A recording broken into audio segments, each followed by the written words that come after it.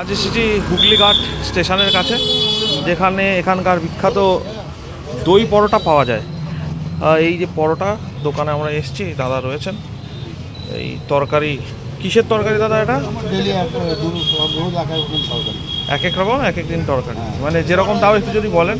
হ্যাঁ, যেমন ছোলা মটর হয়, আলু ছোলা মটর হয়। আচ্ছা, হয়তো মুগের ডাল, আলু কাবলি ছোলা হয়, তরকার ডাল হয়। আচ্ছা। তরকার ডাল বলতে ছোলার ডাল, তরকার ডাল আর আপনার দিয়ে তরকার ডাল হয়। আচ্ছা, ঠিক আছে, সয়াবিন আলু হয়। পরোটাগুলো একটু যদি দেখান আমাকে।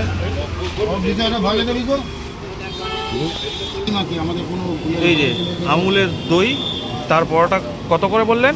ছ টাকা করে, 3টে 18 টাকা। তিনটে পরোটা 18 টাকা। এই যে মোটামুটি এরকম সাইজ হয়। আর এই যে দই, দই পরোটা একটা খেলেই কিন্তু মোটামুটি সারাদিন আর খাওয়া লাগবে না।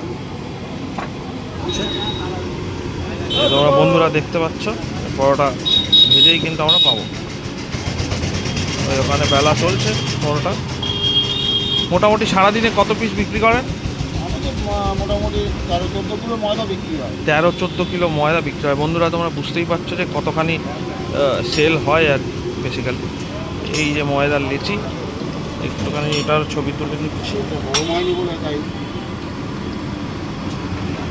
তেলটা গরম হলে বুঝতে পারবে। একটা কিন্তু দারুণ। আচ্ছা আচ্ছা, কাস্টমার এসছে, তাদের পরোটা দেওয়া হচ্ছে। একটুখানি আমাকে প্লেটটা একটু দেখাবে, হ্যাঁ সামনে। সস দেওয়া হলো, দেওয়া হলো। হ্যাঁ।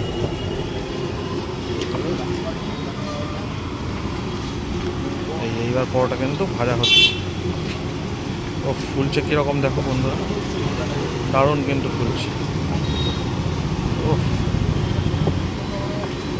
দারুণ ফুলছে পরোটাগুলো। দই পরোটা 6 টাকা করে মাত্র দাম। 3টে পরোটা খেলে সারাদিন কিন্তু আর খাওয়ার জন্য কোনো কিছু লাগবে না।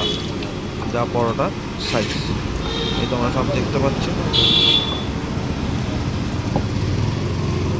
পরোটা বেলা হচ্ছে এবং সঙ্গে সঙ্গে ভাজা হচ্ছে।